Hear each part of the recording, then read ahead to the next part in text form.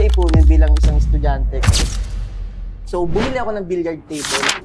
And then, kung saan nanggaling yung pambili ko ng billiard table, galing lang yun sa savings ko. So, sa estudyante, mahirap ipunin yung 12,000. 12,000 pesos kasi yung unang naging capital ko para makabili ka ng isang second-hand na billiard table. So, mahirap siya ipunin bilang isang estudyante kasi syempre, sakto lang yung baon mo. So, para maipon ko yun, nagbabaon ako ng pack lunch.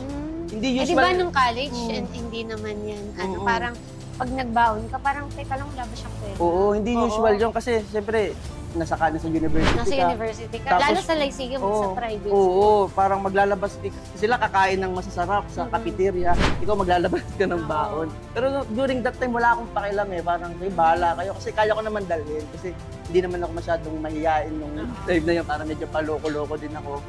So, wala akong paki. Kahit pagtawanan niyo ako, okay lang. Basta makaipon ako nung kailangan ko na puhunan doon. And wala din alam yung mga classmate ko kung ba't ko ginagawa yun.